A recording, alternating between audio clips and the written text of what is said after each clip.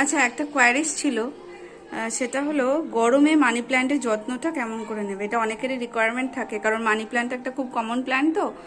আর সবার বাড়িতে কম বেশি প্রত্যেকের বাড়িতেই মানি প্ল্যান্টটা আছে।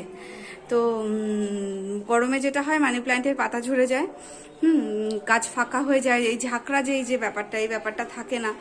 তো সেটাই একটু যদি সবাইকে বলতিস যে গরমে মানি প্ল্যান্টের কেয়ারটা কেমন করে নেওয়া উচিত। আচ্ছা, প্রথমত বলি, মানি প্ল্যান্ট তো দুটো জায়গাতেই বাড়তে পারে। সেটা জলেও হয়, আবার মাটিতেও পসিবল। ঠিক আছে, এটা সবাই জানে, এটা কমন একটা উত্তর আর কি। তো মানি প্ল্যান্টের যেটা মেন দরকার সেটা হচ্ছে সয়েলের মধ্যে সয়েলটা একটু কম দিয়ে যদি আমরা একটু বালিটা ইউজ করি। বালি, অনেকে সিন্ডার ইউজ করতে পারো, পারলাইট ইউজ করতে পারো।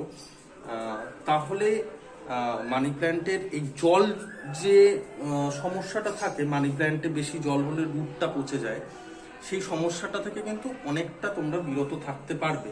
সিন্ডারে, বালিতে, পারলাইট, এগুলো দিয়ে যদি তোমরা মানি প্ল্যান্টটা প্ল্যান্টিং করো তো অনেকটা তোমাদের সলিউশন মিটবে।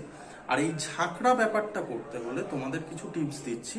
প্রথমত, গাছ তোমাদের প্রুনিং করতে হবে, মানে গাছ কাটতে হবে। গাছ যখন বড় হবে তখন তোমাদের কেটে ফেলতে হবে, না হলে এই নতুন যেগুলো বেরোচ্ছে লিভস, এইগুলো কিন্তু বেরোবে না।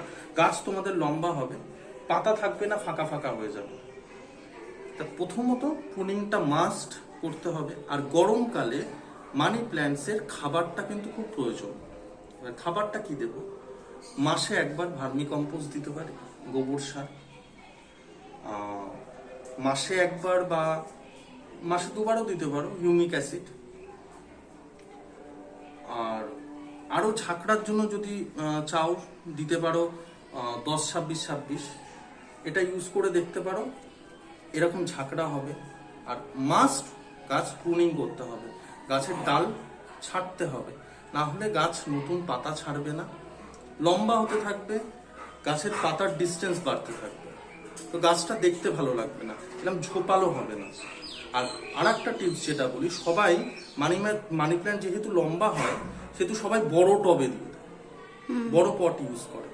ছোট পটে বসা, গাছ বড় যত হবে শিকড় বাড়বে, চেঞ্জ করে আবার বড় পটে যাবে, আস্তে আস্তে ওটাকে চেঞ্জ করো।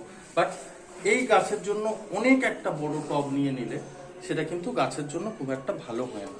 আচ্ছা, আমি আর একটা কথা বলি, সেটা হচ্ছে এই যে মানি প্ল্যান্টটা, এই মানি প্ল্যান্টটা অনেকেই মনে করতে পারো হয়তো নতুন, কিন্তু এই মানি প্ল্যান্টটা কিন্তু নতুন না। এই মানি প্ল্যান্টটা আমরা যে মানি প্ল্যান্ট থেকে কেটে বসিয়েছিলাম সেটা একদম ভগ্নপ্রায় অবস্থায় ছিল, মানে প্রায় গাছটা প্রায় মরে যাচ্ছিল, অনেক বছরের পুরনো একটা গাছ ছিল।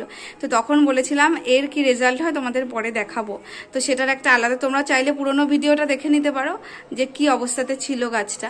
আর এটার একটা আলাদা আমরা ভিডিও দেব যে এর আগে গাছটা কেমন ছিল। আর খুব সামান্য কয়েকদিনের মধ্যে, মাসখানেক হবে বল, মাসখানেকের মধ্যে, মানে জাস্ট 1 মান্থের মধ্যে যে এইরকম গ্রো হতে পারে, এটা আমিও দেখে মানে ইয়ে হয়ে গেছে, একেবারে অবাক হয়ে গেছি যে ওই একটা গাছ থেকে যে এরকম ঝাঁকড়া গাছ, এই গরমেও, কিন্তু এই গরমে ইনডোর প্ল্যান্টের এমনিতেও একটু প্রবলেম হয়, কিন্তু এই গরমেও যে এরকম হতে পারে, কিচ্ছু না, জাস্ট আমরা কয়েকটা জিনিস অ্যাপ্লাই করেছি একদম খুব কম টাইমের মধ্যে। আমি যেটা বললাম সেটাই অ্যাপ্লাই করা রয়েছে এখানে।